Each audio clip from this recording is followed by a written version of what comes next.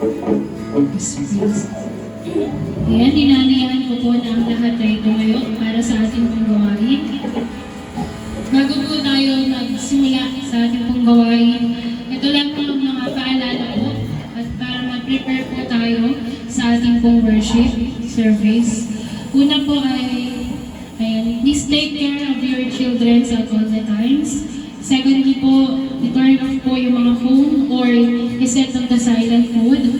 Pangatlo po, please avoid making noise so as not to disturb others. And pangatlo po, you have to stay focused on worship and the Word of God. Amen. Bago po tayo manalangin, may babasahin lamang po ako, sabayan niyo po ako sa Old Testament, sa Psalm chapter 23, verse 4. Even though I walk through the darkness valley, I will fear no evil, for you are with me. Your rod and your staff, they comfort me. Yes, hallelujah. Let us pray po. Heavenly Father God, maraming salamat po, Panginoon, sa umagang ito na pinagkaloob mo po sa amin. Maraming salamat po muli sa pagkagising namin, Panginoon, ng bagong week, Panginoon, ng bagong umaga. Hayaan mo, Panginoon, Lord God, na ang araw na ito, Panginoon, ay para sa iyo lamang, Panginoon. Lord, we are humbly, Panginoon, at nagpapakumbaba kami, Panginoon, sa iyong harapan. Wala kaming magagawa, Panginoon, sa sarili lang namin, Panginoon, Lord God. Kami po ay patawarin mo sa mga nagawa namin pagkakasala, Panginoon, Lord God. And hayaan mo, Panginoon, Lord God, na patuloy ka, Panginoon, Lord God, kumagit na, Panginoon, sa aming gawain, Panginoon. Dalangin namin, Lord God, nabigyan mo po kami, Panginoon, na pusong mapagkumbaba, Panginoon, at pusong masunurin, Panginoon. Hayaan mo, Lord God, na araw na ito, Panginoon, ay patuloy namin ang bigay sa iyo, Panginoon. Patuloy mo po kami pagkaisa sa bawat pag-awit, sa bawat pagtugtog, at sa bawat pagsayaw namin, Panginoon, para sa iyo. Lord God, turuan mo po kami at basagin mo ang aming puso, Panginoon. Hayaan mo maging mapagkumbaba ito, Panginoon, at hayaan mo ikaw ang aming mataas, Panginoon. Lord God, patuloy mong suriin ang aming puso at isipan, Panginoon.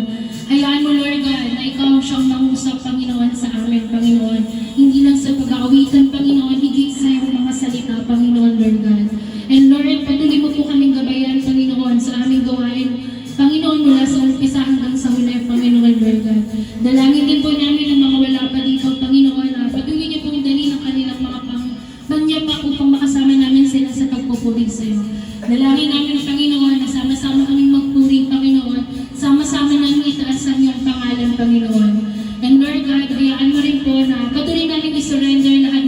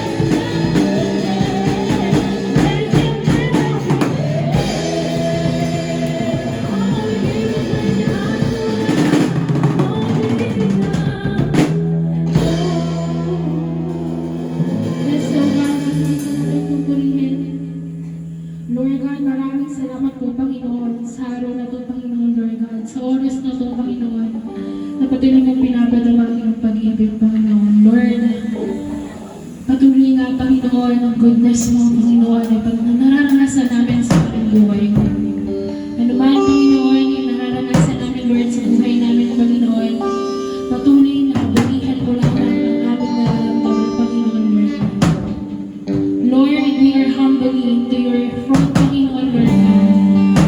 Ano man, Panginoon, yung burdens namin, ano man, Panginoon, yung iniisip namin, ano man, Panginoon, yung worries namin, hayaan mo na mag-stand, Panginoon, kami. In you, Panginoon, Lord. Hayaan mo, Panginoon, ang iyong pangalan, Panginoon, ang iyong goodness, Panginoon, Lord God, ang aming maiakas, Panginoon. We believe, Lord, in that time we encounter your love and your goodness, Panginoon. Have you Lord, for your mercy never fails me. All my days I've been held in your hands. From the moment that I wake up until you lay my head. Oh, how we sing of the goodness of God. Come on, let's sing. I love you, Lord, for your mercy. For your mercy never fails me. All my days I've been held in your hands. From the moment that I wake up until I lay my head. Oh, I will sing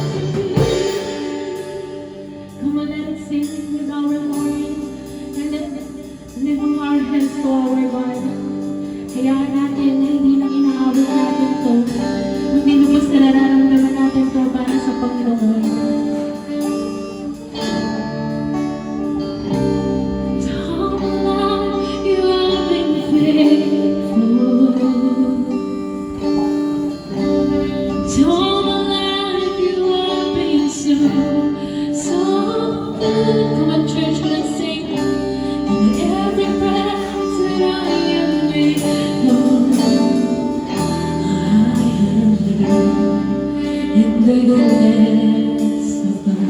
One more time, let's sing to our Lord. And all my life you have been faithful. All my life you have been so good. Every breath that I am able, oh, I will sing in the goodness of God. Oh, I will sing of the goodness of God.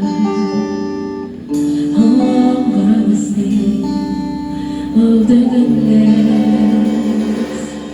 of God. Is it one God? We continue to worship you, our God.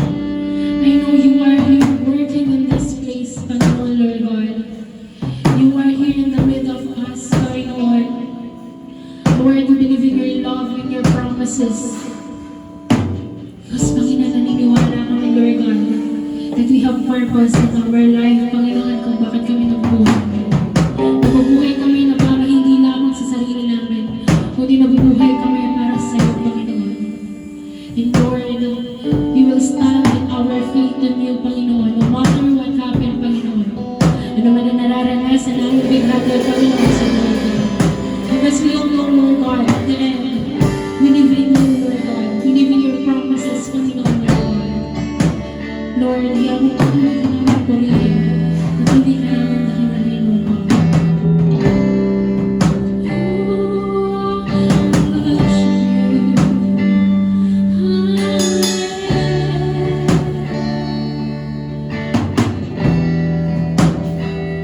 You are here, moving in my ways.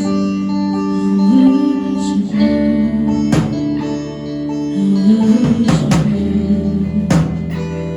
You are here, working in this place. I worship you.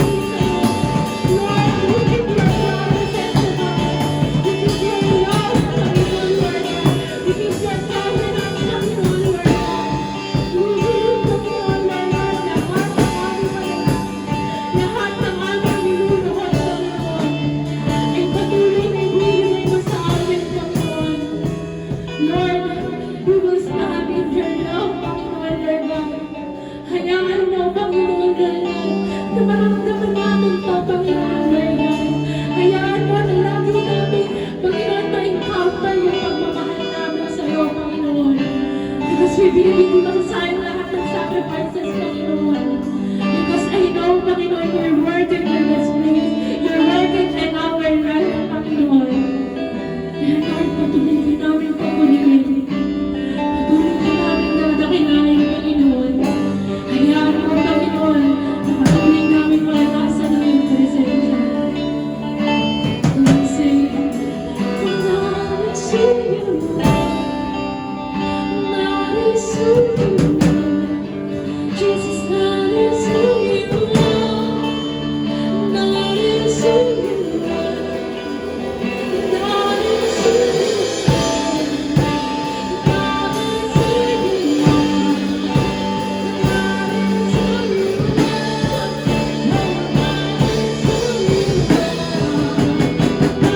is who you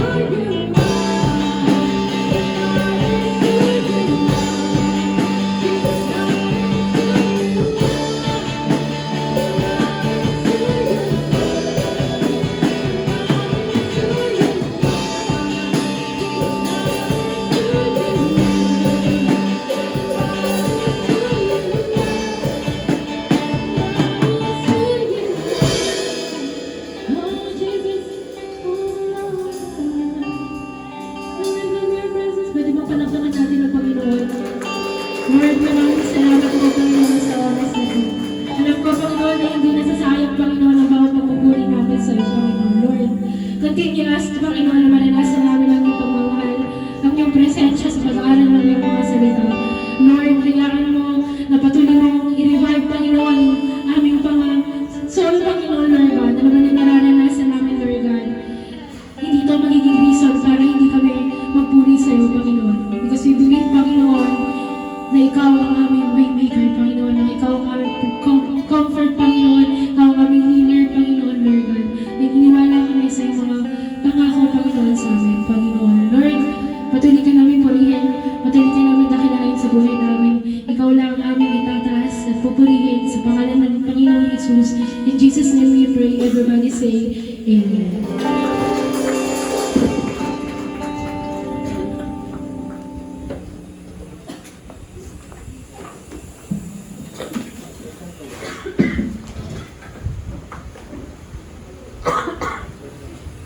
Manatili pong nakatayo ang lahat.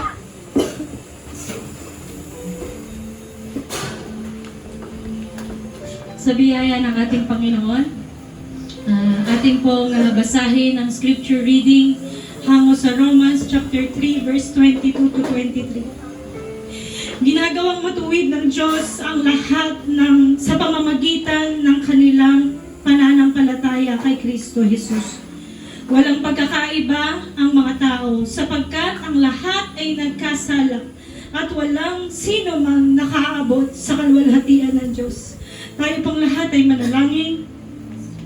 Panginoon, tunay nga na kung pinag-uusapan, Lord, at kung sino ka, Lord, patuloy na nadudurog ang aming puso dahil alam mo, Panginoon, kung gaano kami makasalanan, kung gaano karami ang aming mga pagkukulang sa iyo, Lord God. But you're still the waymaker, O Lord, the promise keeper, the light in the darkness, Panginoon. Ayun ka, O God. Ikaw ang Diyos na hindi nagbabago. Ikaw ang Diyos na tapat kailanman. At kailanman, Lord, hindi mo kami sinusukuan, Panginoon. Even our body, Panginoon, is almost giving up, but still, your grace is enough to sustain us, O God. I pray, Lord, as I stand before you, O God, and before the congregation, allow myself, Lord, to humbly ask for your guidance, for your wisdom, O God, and the strength, Lord, and even the healing of my throat, O God, so I can proclaim with clarity, Lord, ang iyong mga salita. And I pray, Lord God, makita ng iyong mga anak kung gaano kakabuti, O God. You deserve to be served, O God, with all our hearts, with all our mights, with all our soul, Panginoon, with all our being, so Lord, because you are holy, O God. You are powerful, O Lord. And your grace always shows, O God, na kailangan ka namin, Panginoon. Hindi lamang sa mga oras na ito, kundi for the rest of our lives, Lord, Ikaw lamang ang kailangan namin, Panginoon. Lord, sa pag-aaral namin ng Romans chapter 3, O God, pakita mo sa amin, Lord, kung gaano ka helplessness, O God, kami sa iyong harapan. Kung wala ka sa aming mga buhay, Panginoon. And Lord, dalangin ko rin po, makita ng iyong mga anak ang pangangailangan nila sa iyo, Panginoon. Na ikaw lamang po ang panghawakan nila, ang iyong mga salita lamang, Panginoon, ang tayuan ng bawat isa ng mga anak mo na naririto sa iyong bahay panambahan. Maraming salamat, Lord, for showing your grace and mercy, O God. Allow us to endure hanggang sa muli mong pagparito, Panginoon. This we pray, full of thanksgiving, in Jesus' name. Amen and amen.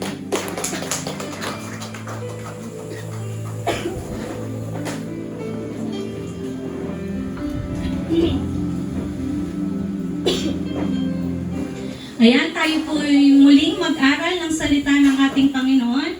Tunay nga na napakabuti ng ating Panginoon. Amen po ba? Sabi mo sa katabi mo, na-bless ka ba? Tunay nga na nakaka-bless na magpuri sa ating Panginoon, showing how God works upon our lives, kung gaano kumilos ang Panginoon sa buhay natin, kung sino siya sa buhay natin na karapat-dapat nating parangalan at papurihan.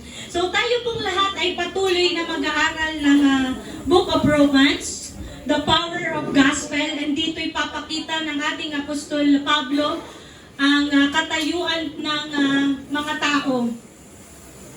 Ayan, so sa chapter 2 po ng ating pag-aaral, i-recall lang po natin, no?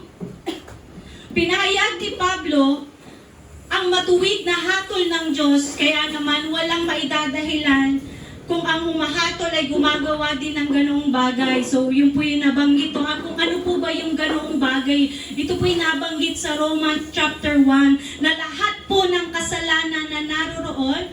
So, isa-isahin ko po, no, yung nabanggit sa Romans chapter 1, yung idolatry, sexuality, immorality, wickedness, evil, greed, depravity, full of envy, gossips, malice, slanderers, God-haters, insolent, arrogant, boastful, invent ways of doing evil or deceitful, disobeying parents, foolishness, without discernment, untrustworthy, unloving, unforgiving, and unmerciful. So, hindi lang yung mga nagpa-practice no, ang mga hahatulan ng Panginoon, kundi yung sumasang-ayon din na gawin ang yung mga bagay. Ayun po yung sinasabi dito sa chapter 2 ng ating Apostol Pablo, na kung ang humahatol ay gumagawa din ng ganoong mga kasalanan, ay hindi makakaiwas sa hatol ng Diyos.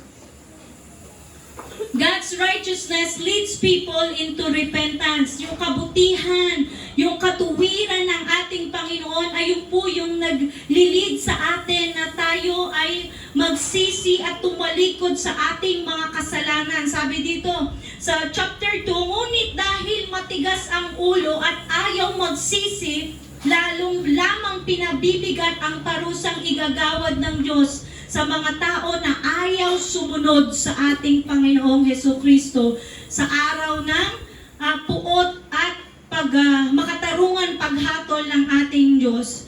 God will repay each person according to what they have done. Sabi mo sa katabi mo, kung ano yung ginawa natin, doon tayo hahatulan ng ating Panginoon.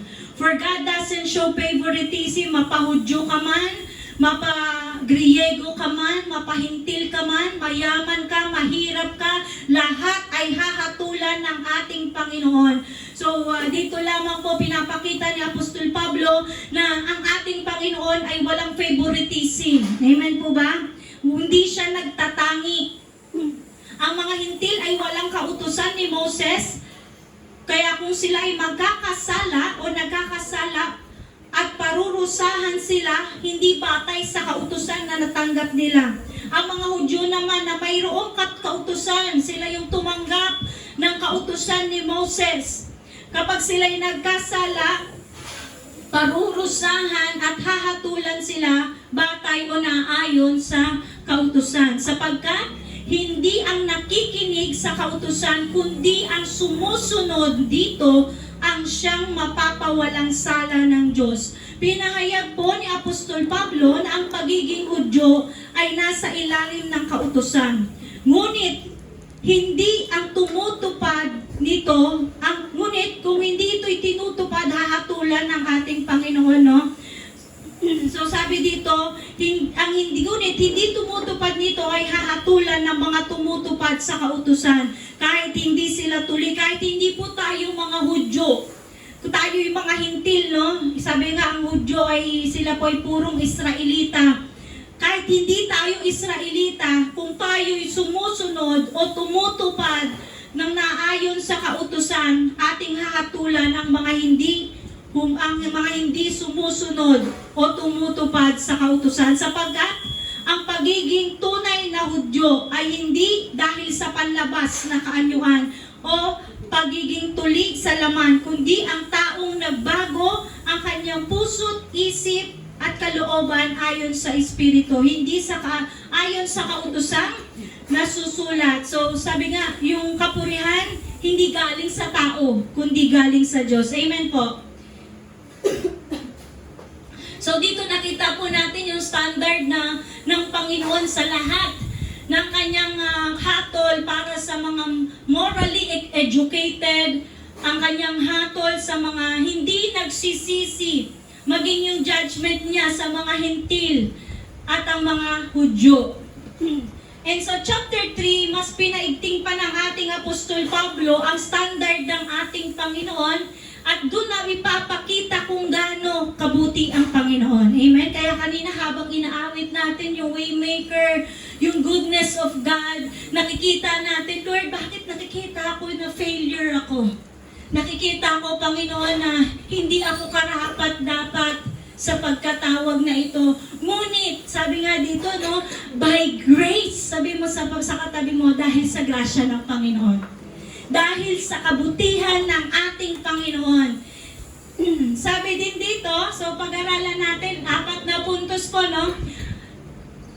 The advantage of being Jewish people, the unbelief of Jewish people shows God's faithfulness and the standing of Jews and Gentiles in God's sight, the righteousness through faith, so no one can boast. So mamaliwanag po na ipinahayag ni Apostol Pablo ang mga puntos na yan at matatagpuan po yan sa chapter 3. Pag-aralan po natin. Una, the advantage of Jewish people. Sabi dito, kung gayon, paano nakalalamang ang mga Hudyo sa hindi Hudyo? Ano ang kabuluhan ng pagiging tuli?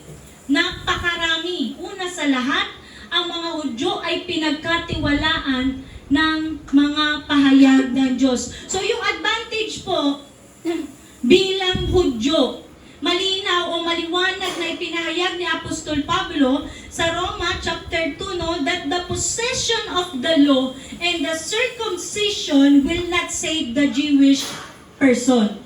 So kung ganoon ano yung advantage ng pagiging Hudyo o pagiging purong Israelita? Pag sinabing Hudyo, they are purong Israelita, God's chosen nation. So alam ni Pablo na napakaraming kalamangan.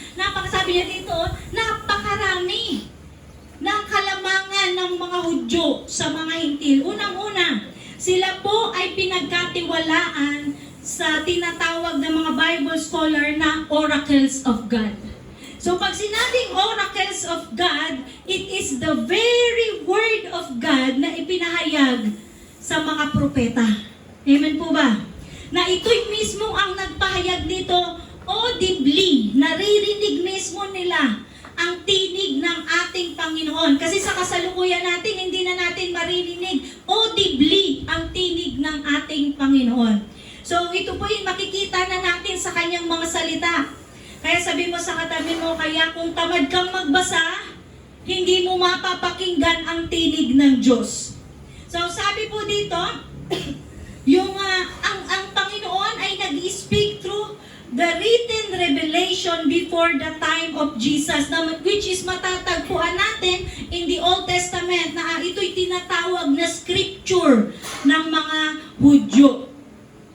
He gave the Jewish people His words. And that's an indescribable gift.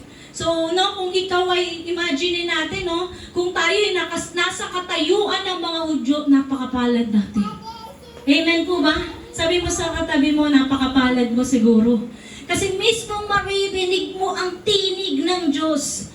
Pero sa panahon natin ngayon, if you do not read the Bible, hindi mo maririnig ang tinig ng Diyos. Amen? Marahil marinig mo yan sa mga nagpipreach ng full gospel, ng purong salita ng Diyos.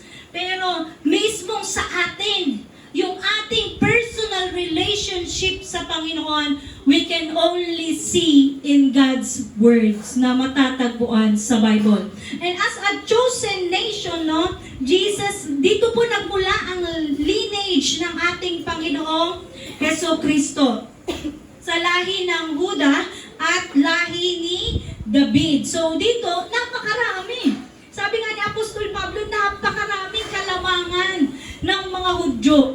Kaya for us Gentiles, sino tayo para magyabang, Hindi porket pinarurusahan ang mga Hudyo, magmamalaki na tayo sa harapan ng ating Panginoon. Amen po ba? So dito makikita natin, the more na nakikilala mo ang Diyos through His words, the more na pinapakilala sa atin ang salita ng Diyos, mas nakikita natin that we are unworthy.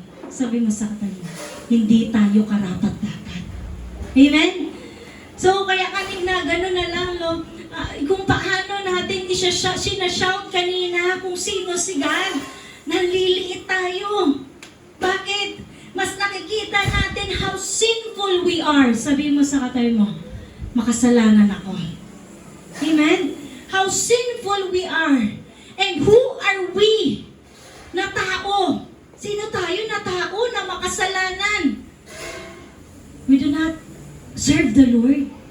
Or we do not give a chance na ating paglingkuran ang ating Panginoon. So sabi po dito, the unbelief, yung kawalang pananampalataya ng mga Hudyo, sabi dito, shows God's faithfulness. So, makita po natin yan. Ano nga kung hindi naging tapat ang ilan sa kanila? So, hindi natin pwedeng i-generalize, Lahat ng Hudyo, hindi tapat sa Diyos. Hindi.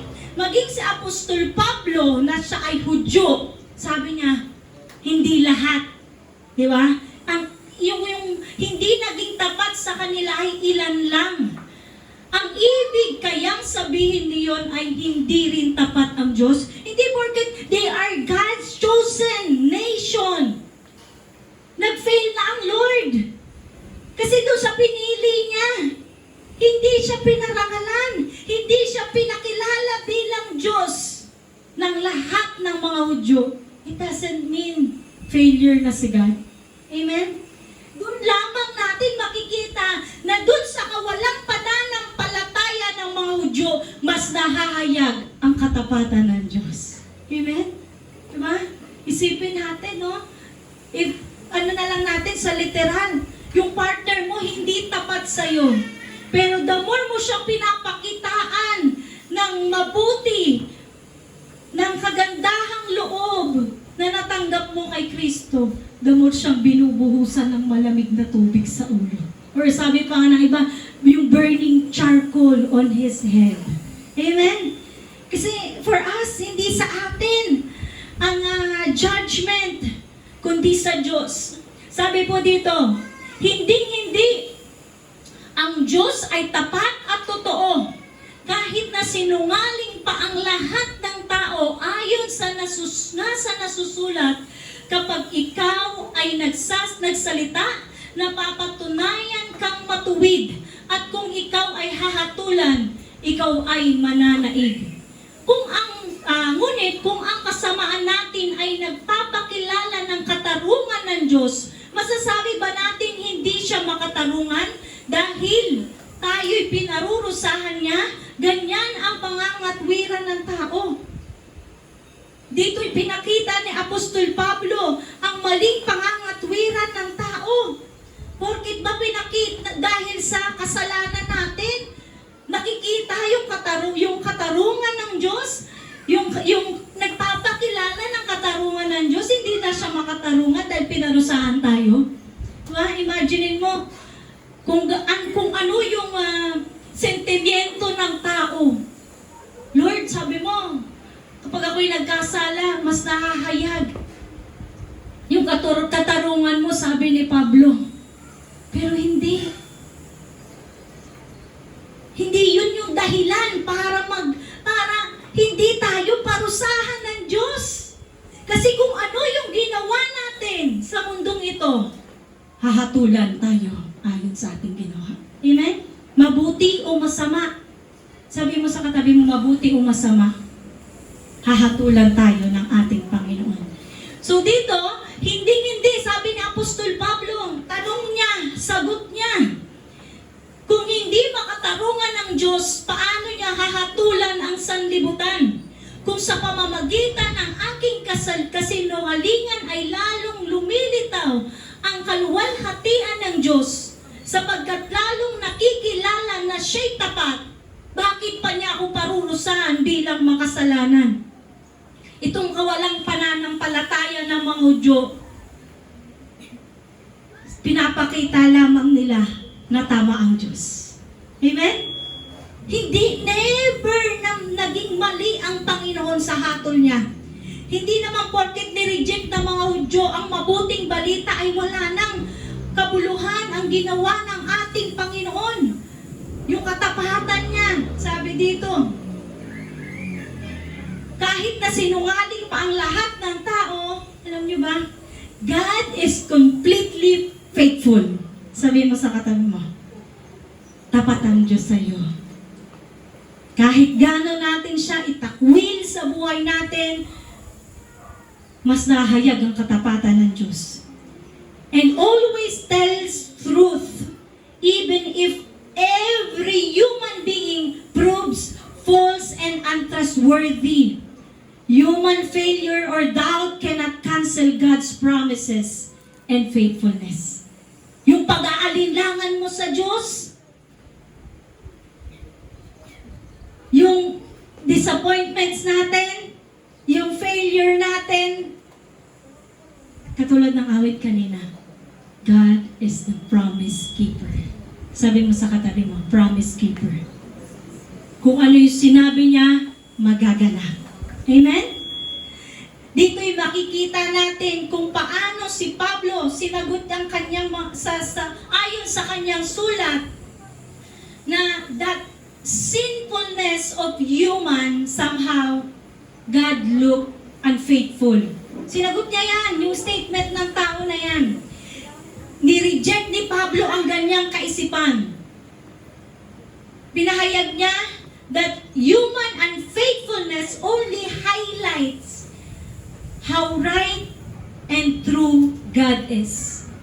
Kung gaano katama ang Diyos, katotoo ang sinasabi ng Diyos, di po ba? Doon tayo napapahiya, mga Kristiyano. Because in our human nature, we always tend to prioritize ourselves. Amen? Sino ba dito hindi priority ang sarili niya? Umuna. Di po ba? Pinapakita lamang dito kung gaano katapat ang Diyos. Amen po? Sabihin mo sa katabi mo, gaano katapat ang Diyos. And how unfaithful we are. Gaano tayo hindi tapat sa Panginoon. Amen po? So, sabi dito, may mga nagsasabing si Pablo ay sinungaling. Kaya ito ang sagot niya. Kung si Pablo ay nagsisinungaling, at doon ay lalong nahahayag ang glory, ang faithfulness, ang truthfulness ng Panginoon, bakit siya parurusahan? Di ba? Pinapahayag niya nga kung gaano katapat ang Panginoon, how faithful God is. But still, sinful pa rin si Pablo. He is still be judged before the Lord. Amen? Why not say? Sabi dito, as some slanderously claim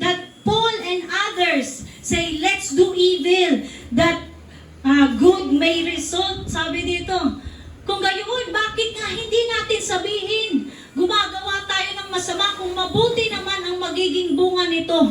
Ganyan ang tinuturo namin. Ganun daw yung tinuturo nila Pablo. Sabi, gumawa ka ng masama kasi aani ka ng mabuti. Kasamaan ba ang ginagawa nila Apostol Pablo? Hindi. It is for the sake of spreading the good news. Spreading the eternal lives sa mga tao. Eternal life sa mga tao. Amen? Sabi mo sa katabi mo, katulad ko, na nakaranas ng buhay na walang hanggan. Sila'y parurusahan ng Diyos at iyan ay nararapat. So alam ni Pablo, ang kaparusahan, ang ending ng mga nagtutwist ng salita ng ating Panginoon. And dito ay kinumpara niya at pinakita niya ang stand ng mga Hudyo at mga Hintil sa paningin ng Diyos. Sabi dito, walang sino mang matuwid. Sometimes, inaisip ko lang, kahit na gaano nating sikaping maging matuwid, kung wala tayo sa Diyos, mabibigo tayo. Amen? Kasi kahit yung matuwid na naipapakita natin, nagiging mapagpakunwari. Amen po ba? Sa tingin mo, gumagawa ka ng mabuti. Pero ang ending, mas pinapakita sa atin ng Diyos yung puso natin. Amen po ba? Kasi ito po yung estado natin. Sabi mo sa katabi mo, ito yung estado natin. Sabi dito, walang sino mang matuwid. Ano ngayon? Ang kalagayan ba nating mga Hudyo ay mas mabuti kaysa sa mga Hintil? Hindi. Tulad nga ng aming napatunayan na ang lahat ng tao, walang exemption, lahat mapahudyo ka na nabigyan ng kautusan o hintil ka na nagkukunbik lamang sa iyo ang iyong puso at isip, yung budi mo, ang iyong kaisipan. Di ba ba? Lahat tayo'y nasa ilalim ng kapangyarihan ng kasalanan. Kaya naman, we are helpless. Sabi mo sa katabi mo, helpless ako eh. Hindi ko kayang tulungan yung sarili ko. Pero ang Diyos, kayang-kaya. Amen? Kaya doon mo makikita na yung treasure natin ay hindi sa mundong ito, kundi na kay Kristo. Sabi mo sa katabi mo, na kay Kristo. Tulad ng mensahe ng ating kapatid na si Jason, last week, Diyos o kayamanan. Dito lang na napapakita kung we are apart from the Lord, we are chasing wealth. Sabi mo sa katabi mo, kung hiwalay ka sa Diyos, mas mahalaga sa iyo kayamanan. This is the reality in this world. Without God, we are nothing. Kapatid, hindi ko sinasabi na hindi lulubin ng Diyos na maging mayaman kayo o walang magiging mayaman sa lugar na ito. Ang sinasabi ko lamang po, kung ang kakontentuhan ng puso natin ay nasa mundo, never nating makikita na si Jesus ay treasure. Amen? Jesus is enough. Sabi mo sa katabi, more than enough. Siya yung magpupuno ng puso natin eh. Kaya nga sabi dito, napatunayan ng lahat ng tao ay nasa ilalim ng kasalanan, maging Hudyo o mga Hintil man. Ayon sa nasusulat, walang matuwid. Kaya ito yung ating estado, Hindi tayo magmamayabang, hindi tayo magmamataas. Bakit? Lahat tayo ay nagkasala. Maliit, malaki, lahat tayo ay nagkasala. Hindi tayo nakaabot sa pamantayan ng Diyos. Ang talagang matuwid lang, si Kristo. Sabi mo sa katabi mo, si Kristo. Kaya kung si Kristo ay nasa atin, mapapakita, mailalabas yung katuwiran ni Kristo sa atin. Hindi yung katuwiran natin. Amen? Kasi walang matuwid. Ito'y napatunayan hindi lamang in the New Testament sapagkat ito'y kinukot ni Apostol Pablo from the Scripture. When we say scripture, we can find in the Old Testament. Sabi dito, no? Walang matuwid, wala kahit isa. Walang nakakaunawa. Walang naghahanap sa Diyos. Hinanap mo ba si God? No. Hindi natin pwedeng sabihin, Lord, nahanap kita. Hindi, hinanap ka ng Diyos. Amen? Nakita ka na ng Diyos bago mo siya hanapin. Amen? Amen po ba? Nasa sinapupunan pa lang tayo ng ating mga magulang, alam na ni God na sa Kanya tayo. Amen? Sabi dito, walang naghahanap sa Diyos. Lahat ay lumihis ng landas. Bakit sinabi ditong lumihis? No? Pag sinabing lumihis, perfect, present perfect. Lahat lumihis eh. Amen? Kahit ano pa mang gawin natin, yung past natin nagpapakita na tumaliwas tayo sa Diyos. Amen po ba? At nagpakasama. Sino dito sa buong buhay niya ang hindi nagpakasama? Wala. Lahat tayo. Ako nga, kung may papakita ko lang yung old ko, no? Gangster. Di po ba? Talagang kung ako ay iyong natapakan mo ang ego ko, wala, hindi nang salitaan. Supla ka na kagad, sapa ka na, sabunutan na kagad, pero hindi. Nakita, yung kalapastanganan ko na yon ay nagpapakita lamang na kailangan ko si Kristo. Amen po. Sabihin mo sa katabi mo, kailangan natin si Kristo. Kasi walang gumawa ng mabuti. Wala kahit isa. At kung meron mang gumagawa ng mabuti na wala si Kristo, ayun ay pagpapanggap. Sabi mo sa katabi mo, pagpapanggap. Diba? Marumi pa rin sa harapan ng Diyos. Gumagawa ka ng mabuti. Pero yung puso mo, wala sa Lord. We are just pretending to be good. Amen? Nakita nyo? God is exposing our hearts. How sinful we are. Sabi dito sa scripture, no? Dito nakuha yun. Sa awit 53 verse 2 to 3. Magmula sa langit, ang Diyos ay nagmamasid sa kanyang nilalang. Kung mayroong marunong at tapat sa kanya na nananambahan. Ngunit, kahit ni isang mabuti ay walang nakita. Amen? So, ito rin yung magiging pamantayan natin to share the grace of the Lord when our brethren sin against us. Pakita natin that we ourselves also sinners. Sabi mo sa katayo, makasalanan din tayo. Amen po ba? Kasi yung mga nananambahan, nasa loob ng panambahan. Nakita ng Diyos na walang mabuti kahit isa. Amen? Lahat ay lumayo at naging masama. Lahat sa kanila. Parang bukas na libingan ng kanilang lalamunan. Pananalita nila'y pawang panlilinlang. Ang labi nila'y may kamandag na ahas. Puno ng pagmumura at masasakit na salita ang kanilang bibig. Wala silang atubili sa pagpatay ng kapwa. Parang dinaanan ng salot ang kanilang madaanan. Hindi nila alam ang daan ng kapayapaan. Hindi sila marunong matakot sa Diyos. Kung ayan, in Scripture, in Old Testament, napahayag na. At inulit ni Apostol Pablong ipahayag sa Roma. How much more sa panahon natin ngayon? Teenager, hindi na takot pumatay ng tao. Amen? Dati kung sa henerasyon namin, abangan lang sa labas. Ngayon hindi.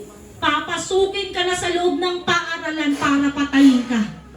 Binuli mo ko, etong sayo. Di po ba? Wala nang takot. Hindi na sila marunong matakot sa Diyos. Nahahatol sa buhay at sa mga patay. Nakita natin.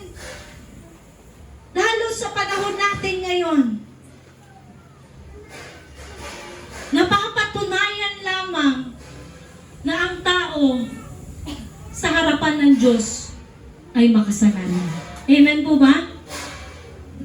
Sabi po dito, both Jews and Gentile are completely under the power of sin.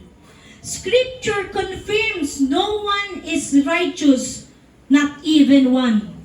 No one seeks God. Wala namang humahanap sa Diyos eh. Tanong ko dito, may humahanap ba sa Diyos? Di po ba? Araw-araw? Maraming nanay ko, tuwing madaling araw, nakikita ko yan, tuwing 3:00 ng madaling araw, siya ay nagbabasa ng salita ng Diyos. Di po ba? Meron man tayong makita na hinahanap ang Diyos dahil yun kay Kristo. Dahil si Kristo ay nasa puso na ng tao. The law exposes human sin and stop every mouth making the world accountable to God. Sabi mo sa katabi mo, accountable ka sa Diyos. Accountable tayo sa Diyos. Ano man ang ginagawa natin, tayo ay hahatulan ng Panginoon. No human can ever earn a right standing before God by keeping the law. Kaya naman sabi dito, no, ayan po, ang scripture mismo from the Old Testament na kinote ni Apostol Pablo in Romans chapter 3 na patunayan how unrighteousness we are. Kung gaano tayo makasalanan. Amen po ba? Kaya sabihin mo, no, sasabihin na, sa makasalanan ako, hindi ko pwedeng paglingkuran ng Lord. No!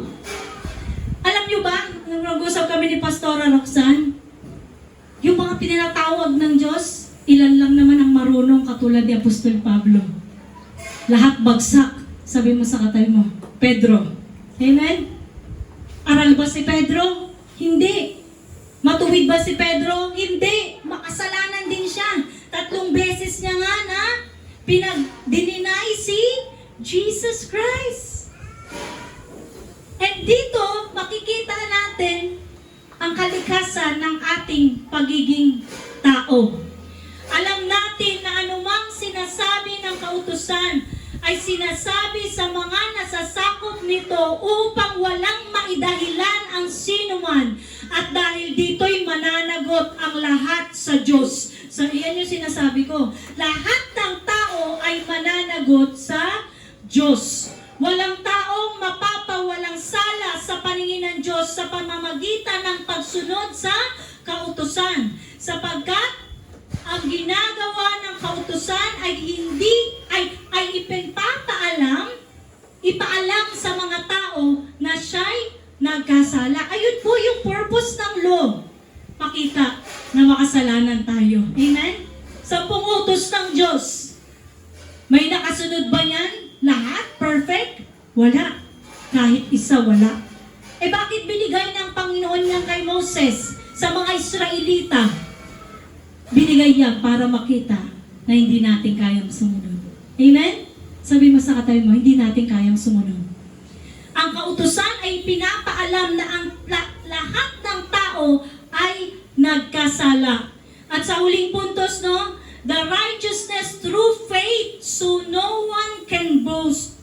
Sa pamamagitan ng pananampalataya, kaya tayo ay naligtas at naging matuwid sa harapan ng Diyos. Sabi mo sa kanya, that's the good news. Ayun yung mabuting balita. Ang pagpapawalang sala ng Diyos sa tao. Ngunit ngayon, nahayag na kung paanong ginagawang matuwid ng Diyos ang tao. Ito'y hindi sa pamamagitan ng kautusan. Bagamat ang kautusan at ang mga propeta ang nagpapatotoo tungkol dito. Ginagawang matuwid ng Diyos ang lahat sa pamamagitan ng kanilang pananampalataya kay Kristo. Ito yung patunay na dahil lamang sa ating pananampalataya, kaya tayo nakakagawa ng mabuti. Amen? Kaya tayo nakakapagpatawad. Kaya tayo nakakagawa ng kabutihan sa ating kapwa. Sabi mo sa katabi mo, hindi dahil sa iyo, kundi dahil kay Kristo. Amen?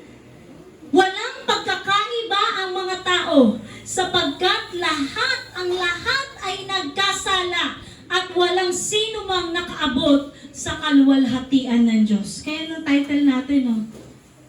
Kung paanong dinisplay ng Diyos, binigay ng Diyos ang kanyang standard, mas naipapakita nito na bagsak tayo sa harapan ng Diyos. At kailangan natin si Kristo. Sabi mo sa katabi mo, kailangan natin si Kristo. Kasi walang sino man ang nakaabot sa kaluwalhatian ng Diyos. Mga kapatid, nais lamang ng aking puso, na kapag nakita natin ang bawat kapatiran natin na nagkasala, tingnan natin ang ating sarili sa salamin. Lord, makasalanan ako. In that way, we can show grace to others. Amen? Sabi mo sa katabi mo, kasi walang matuwid. Wala kahit isa. Amen? Kahit ako na tumatayo dito, bagsak ako sa harapan ng Diyos. At nandito lamang ako dahil kay Kristo. Amen? Sabi mo sa katabi mo, dahil kay Kristo. I love you with the love of the Lord. Kapit naman dyan sa katabi, no? Isang hug naman dyan. Isang hug naman dyan sa katabi mo. Minamahal kita sa Panginoon. Di ba? Minamahal kita dahil kay Kristo. Amen? Yung nasa harap naman ninyo, yung mga walang katabi. Ayan. Hug din ninyo. Sister Chi, hug ninyo. Walang katabi si Sister Chi, oh. Ayan. Sabi mo, minamahal kita sa Panginoon. Amen? So, walang nakaabot sa pamantayan ng Diyos. Ngunit, dahil sa kanyang kagandahang loob na walang bayad niyang binigay, sila ay tinuring na matuwid. Ayan, walang bayad, hindi nabibili ang kaligtasan, hindi nabibili ang katuwiran. Mamumudmud ka ba ng pera para ipakita na ikaw ay matuwid? Hindi. Hindi kayang bilhin ng tao o sino mang pinakamayaman sa mundo ang katuwiran ni Kristo. Amen? We cannot buy the righteousness of God because it is freely gift from the Lord. It is given to us. At ito yung nagpalaya sa lahat ng tao. Sabi dito, siya ang inialay ng Diyos bilang handog upang sa pamamagitan ng kanyang dugo ay mapatawad ang kasalanan ng sumampalataya sa kanya. Amen po ba? Napakalinaw, no? Yung sumampalataya kay Kristo, binayaran ang lahat ng kasalanan. Sabi mo sa katabi mo, naging matuwid ka dahil kay Kristo. Amen? Sapagkat noong una, panahon ay nagtimpi siya at pinagtiisan ang mga makasalanan na gawa ng mga tao. Ngunit ngayon ay pinapakita ng Diyos na siya'y matuwid at itinuturing niyang matuwid ang mga sumasampalataya kay Kristo. Napakaliwanag, hindi sa gawa ng tao, kundi dahil sa pananampalataya kay Kristo. Nakagagawa lamang ng mabuti ang tao dahil siya'y sumampalataya kay Kristo. Amen? Si Kristo pa rin yung kumikilos. Hindi po ba? Hindi ikaw, kundi si Kristo. Kaya ang papuri ay hindi sa atin, kundi kay Kristo. Sabi dito, no? Kaya, ano ngayon ang ating maipagmamalaki? Wala. Sabi mo sa katabi mo, wala. Walang maipagmamalaki ang lahat dito sa atin. At bakit naman tayo magmamalaki? Dahil ba sa ating pagsunod sa kautusan? Ito yung pinapahayag ni Pablo sa mga kahudyo o kalahi niya, no? Dahil ba sa pagsunod sa kautusan? Hindi. Kundi dahil sa ating pananampalataya kay Kristo. Ganon din sa atin. Hindi dahil sa pagsunod sa kautusan, kundi dahil sa pananampalataya kay Kristo. Amen? Ano ba napakahirap Ang hirap gawin ng 10 utos ng Diyos na yan. Tingnan mo yung katabi mo. Nagagawa mo ba? Doon nga lang sa bawal magsinungaling eh. Parang talagang hirap ka pa eh. Tingnan mo yung katabi mo kung nakangiti. Diba? Huwag magsisinungaling. Diba? Talagang dito ipakita lamang na dahil talaga kay Kristo, kaya tayo'y nakakagawa ng mabuti. Kung gayon, maliwanag na sa pamamagitan ng pananampalataya, itinuturing na matuwid ang tao at hindi dahil hindi sa pamamagitan ng pagtupad sa kautusan. Ang Diyos ba'y Diyos lamang ng mga Hudyo? Hindi. Hindi ba't Diyos din siya ng mga hintil? Oo, siya'y Diyos na din ng mga hintil, sapagkat iisa lamang ang Diyos. Kapwa niya itinuturing na matuwid ang mga Hudyo at mga hintil batay sa kanilang pananampalataya. Baka may mga argumento dito. Ayan nga sinabi, isa lang ang Diyos. Hindi, ang ibig sabihin lamang po niyan, kung sino yung Diyos ng Hudyo ay siyang Diyos ng mga hintil. Amen? Sabi dito, pinapawalang saysay ba namin ang kautusan dahil sa pananampalatayang ito? Hindi. Sa halip, pinagtitibay pa nga namin ito. Hindi porket we are Gentiles, hindi na natin susundin ang kautusan. Dahil kung paanong pinapakita ng Diyos na napakahirap sundin ng kautusan, mas pinapakita ng Diyos na ang kapangyarihan sa pagsunod sa kautusan ay na kay Kristo. Amen? Kaya naman, or therefore, kung wala tayong kay Kristo, hindi natin magagawa o kakayaning tumupad sa kautusan. Amen po ba? Sabi mo sa katabi mo, we are in Christ. Nasa atin si Kristo. He dwells in us. Nananahan siya sa ating mga puso. Amen po ba? So kaya naman po, sabi po dito, no, ang standard ng Diyos, pinapakita kung gaano kabuti si Kristo. Dito natin napag-alaman ang advantage ng pagiging Hudyo. Ang kawalang pananampalataya ng Hudyo ay pagpapakita kung gaano katapat ang Panginoon.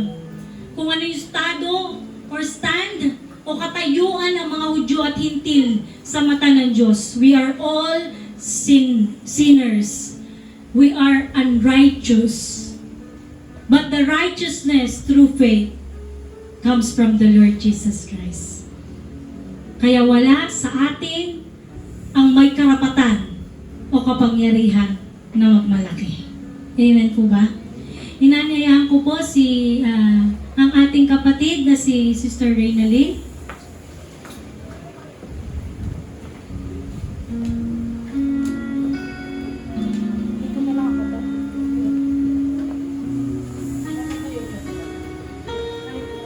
Tayo po lahat ay tumayo. Natawitan natin ang Panginoon.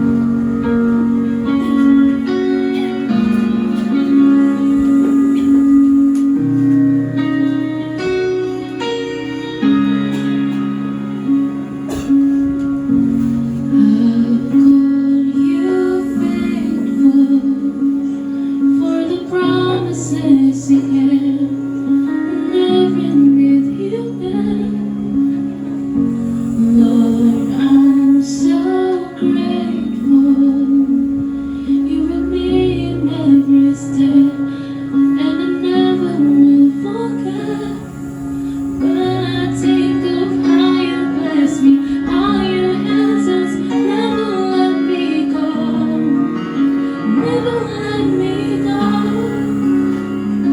You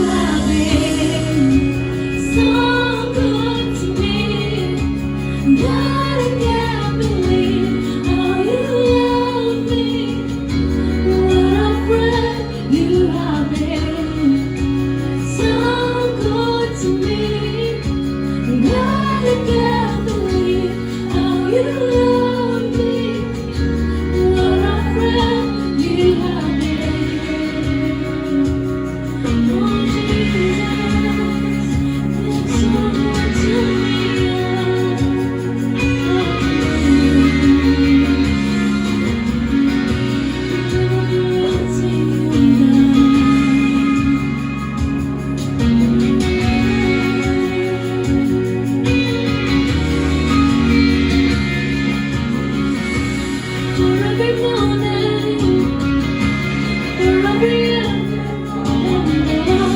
I feel you faithful, and I just wanna take your love. For every mountain, for every time you brought me through, I feel you faithful, and I just wanna take your love. For your forgiveness, for all you never done away, I feel you faithful, and I just wanna take your love. For your salvation, pay the price I couldn't pay. I feel you faithful, and I just wanna take your love.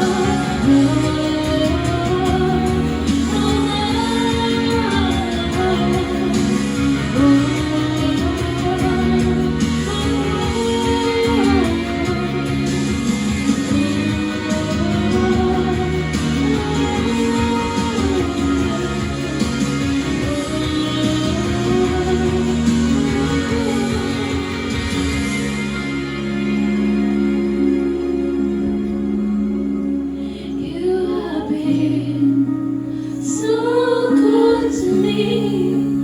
God, I can't believe how you love me. What a friend you have been. So good to me. God, I can't believe how you love me. What a friend you have been.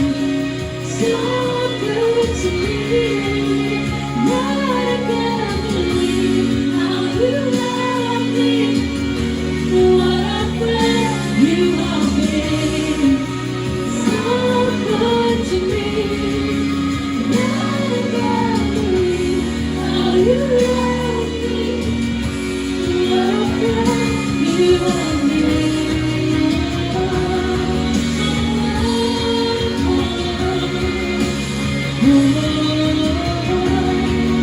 I just wanna take your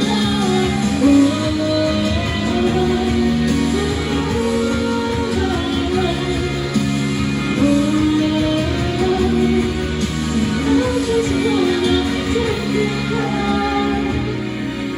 So good to me, God, I can't believe how you love me.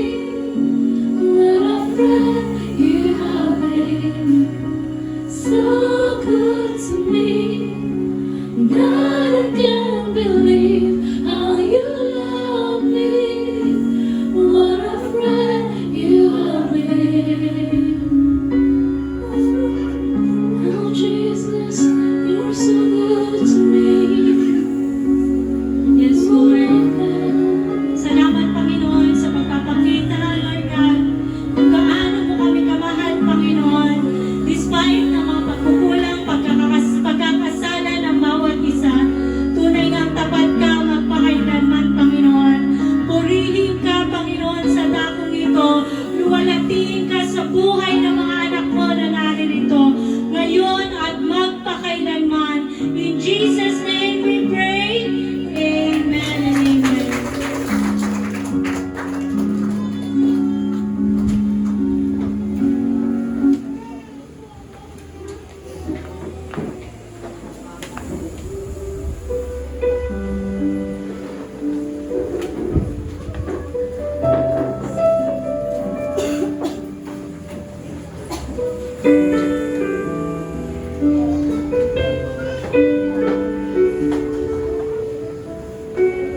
Hello.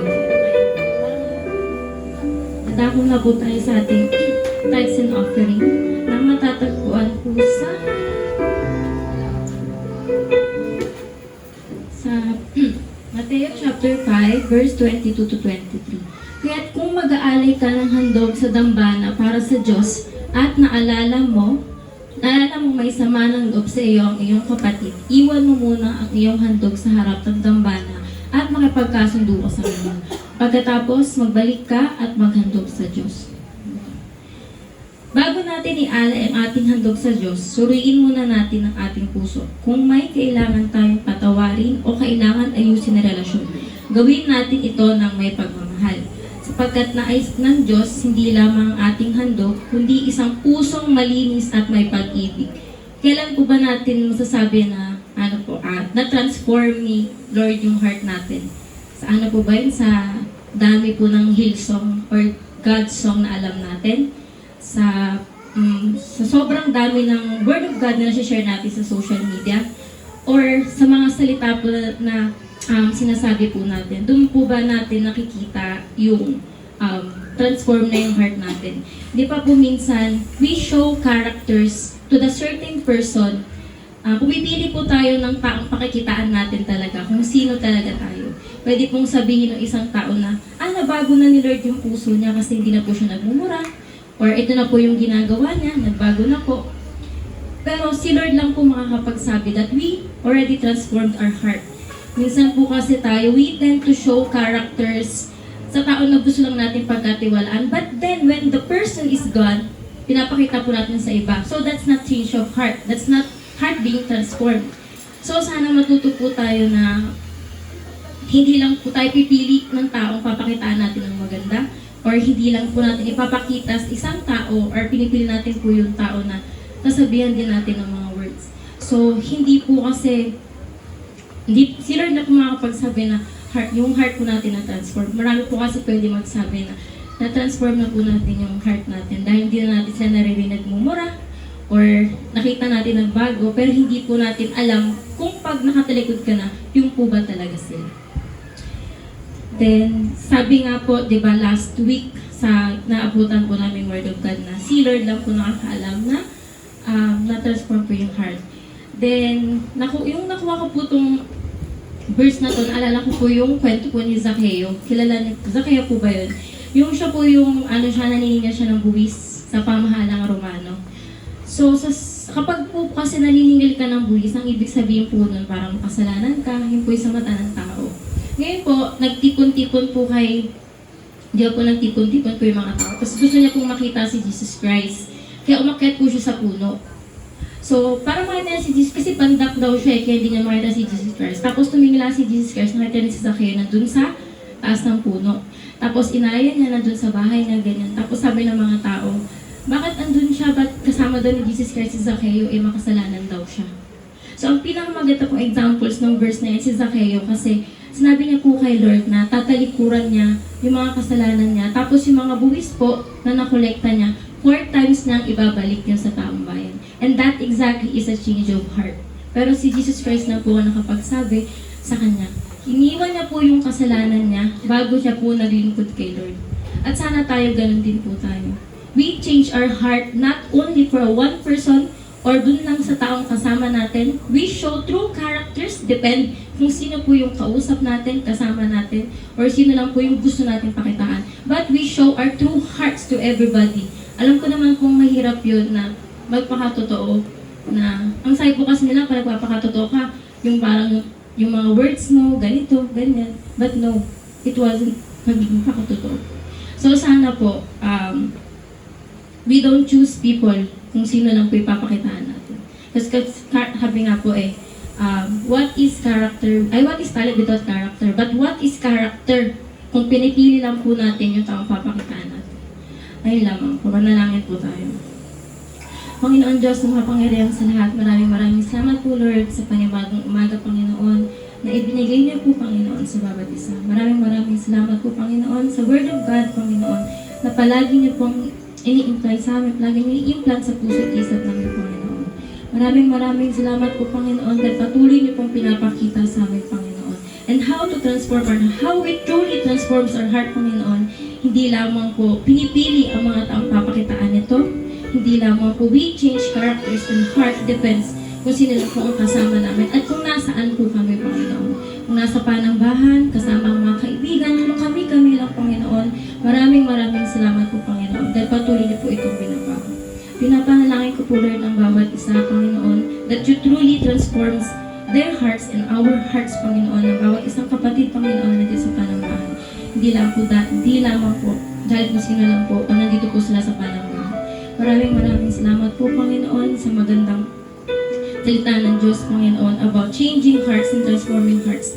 At patuloy ko po, Lord, pinapanalangin ang bawat isa, ang bawat pagkakamali, ang bawat paghirap, ang bawat sama na loob, Panginoon. At alam ko kung kayo po ang mag-heal nito, Panginoon. Maraming salamat po sa inyo, Lord. At patuloy ko pong ipapanalangin, Lord, ang peace of mind ng bawat isa, ang bawat, Panginoon, ang bawat isip at puso ng bawat isa.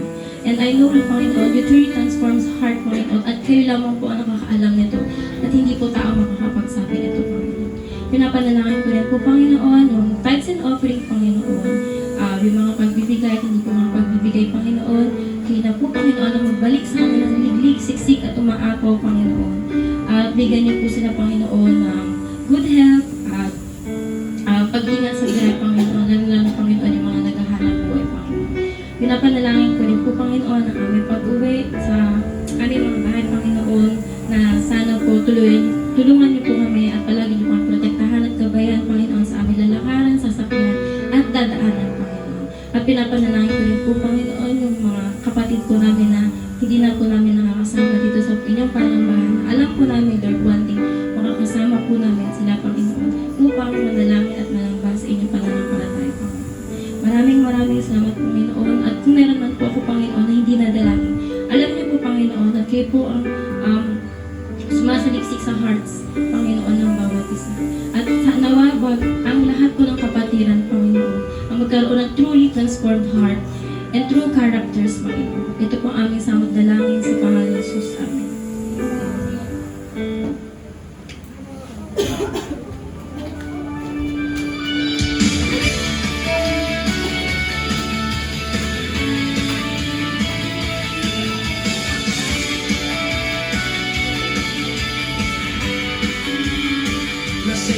Masaya, sinasamba ka,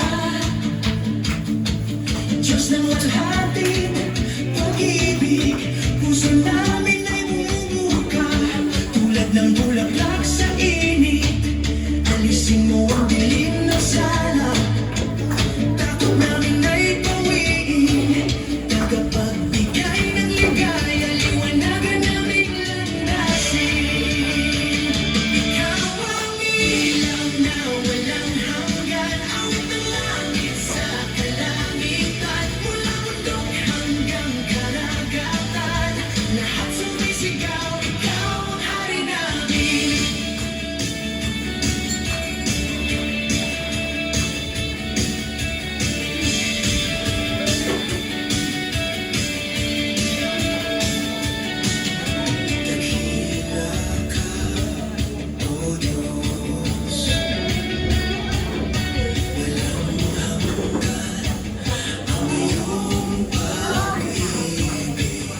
Sa bawat araw ng buhay, katapatan mo'y walang kapantay.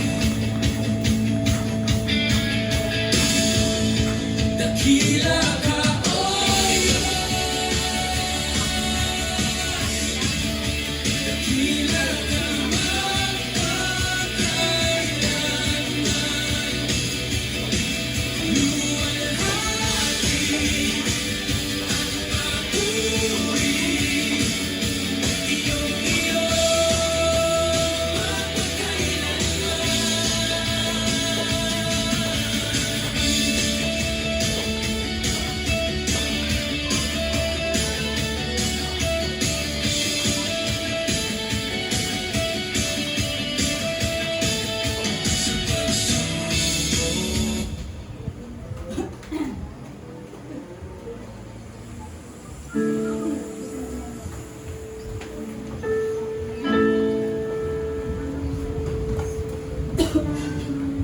Praise, ayan, inaya ko po si Sister Flor para ipanalangin po natin. Siya po ay uuwi sa Negros Oriental para makita ang kanyang nanay. Siya po ay, gaano katagal kayong hindi nagkita?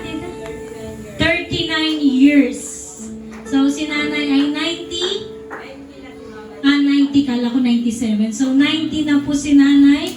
So magbe-birthday po siya sa August 27. O saktong uwi din po ng aming papa. So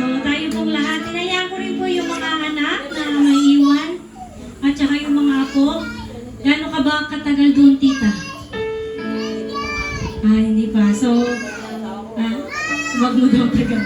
So, na-miss ka agad. So, ituon po natin ang ating mga kamay kay Sister Flor. Panginoong Diyos na makapangyarihan sa lahat, Ikaw ang hari ng langit at lupa, Panginoon. Dalangin ko po ang pag-iingat mo sa aming kapatid na ito na muli, after 39 years, Lord, kanyang makakasama ang kanyang nanay na buhay pa hanggang ngayon. At mga kapatid, Panginoon, Lord God, dalangin ko nawa na puspusin mo sila, Panginoon, ng kagalakan at kauhawan sa iyong mga salita. Gamitin mo po ang aming kapatid na ito na magdala ng mabuting balita sa kanyang mga kamag-anakan, sa kanyang nanay, Panginoon, doon sa Negros Oriental, God, maging ang sasakyan niyang eroplano na, Lord, I pray na gabayan mo siya, i-lead mo siya, gumamit ka ng mga tao sa kanyang sa airlines, Panginoon, na kanyang sasakyan, O God, na airplane, Lord. Hayaan mo na maging tiwasay, mapayapa, maging smooth, patuloy mo siyang bigyan ng wisdom, hindi siya mataranta, Panginoon, sapagkat ngayon lamang siya, Panginoon, babiyahe ng mag-isa, Panginoon. Dalangin ko nawa, O God, ang paggabay at pag-iingat ng iyong banal na spirito ang patuloy na sumama sa kanya mula dito hanggang sa Naiya, Panginoon, hanggang pag-uwi niya, Panginoon, sa Negros Oriental, pagbaba niya, Panginoon, ng eroplano at maging ang sasakyan niya, Panginoon, na transportation papunta, Panginoon, sa kanyang tahanan ng kanyang magulang. Dalangin ko nawa, gabayan mo siya, ilayo mo siya sa masasamang loob, Panginoon, at patuloy na patnubayan siya at maging sa may iwan, Panginoon, sa tahanan, O God, sa kanyang mga anak, sa kanyang asawa, sa kanyang mga apo, Panginoon, magkaisa nawa sila, Panginoon. Patuloy kang maghari sa buhay ng Cantila, Bernal family, Panginoon, maging sa Palacios family at Abaracoso family, Panginoon. Maraming salamat, Lord, sa iyong mga kamay ko na po, pinagkakatiwala si Sister Flor, O God, at ang kanyang buong sambayanan. Sa iyo po, ang pinakamataas na papuri, parangal, pagluwalhati, in Jesus' name, Amen and Amen.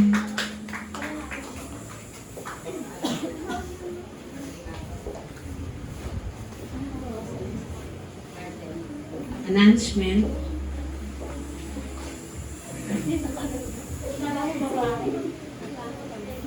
Announcement po, August 30.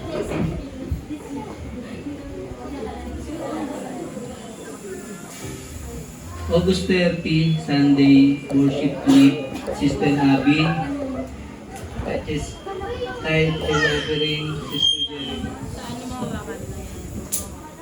Tapos announcement naman, closing prayer, Sister Maria.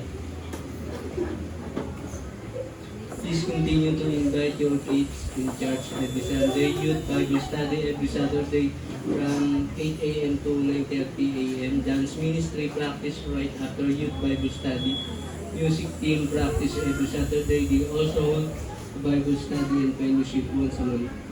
Reminder to each and everyone to keep the church area clean inside and outside. Bawal na po pumunta sa pugo upang maiwasan ng anumang pagkasira. We have advanced theological training right after this worship service. Announcement, prayer meeting, and Bible study of elders and deaconess every Thursday at 9 a.m. to 11 a.m. at Road 5, Aquino Residence. We encourage everyone to attend.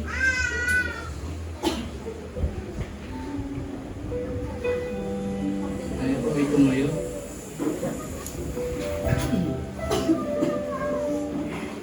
Manalangin po tayo. Lord, salamat po sa umagang ito na napagtagumpayan po namin ang aming gawain na ito. Lord God, kayo po mamuna sa lahat ng pangunahin at ang aming may sa puso ang napag-aralan po namin. Panginoon, salamat po sa umagang ito dahil pinikayat mo po ang aming puso't isipan na idako mo kami dito sa linggo na to. Lord God, patawarin niyo po kami sa aming pagkakasala, Lord God, sa isip, sa salita at sa mga Lord.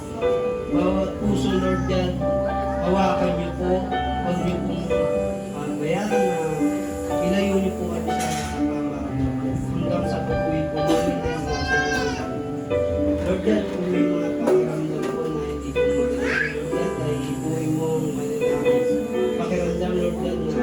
hihilingin niyo po, Lord, yan na huwag niyo po pabayaan, Lord, ang bawat isa ng mga anak, Lord.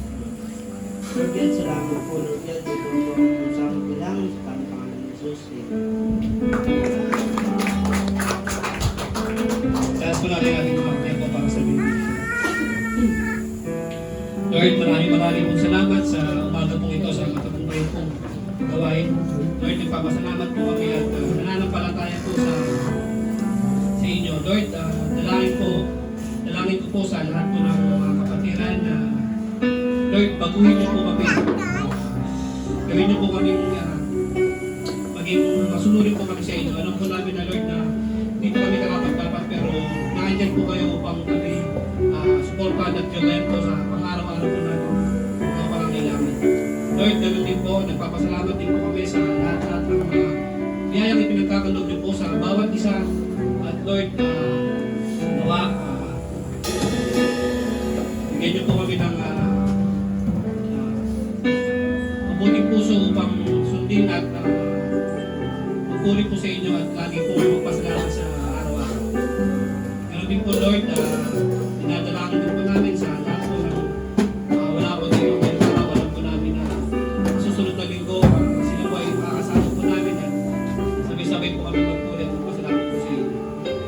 Tanggapin po natin lahat na may pananampalataya, kagalangan, pag-ibig at pag-asa. Ang biyaya na nagmumula sa ating Panginoon. The Lord bless you and keep you. The Lord make His face shine upon you and be gracious unto you. The Lord make His countenance towards you and give you peace. Amen.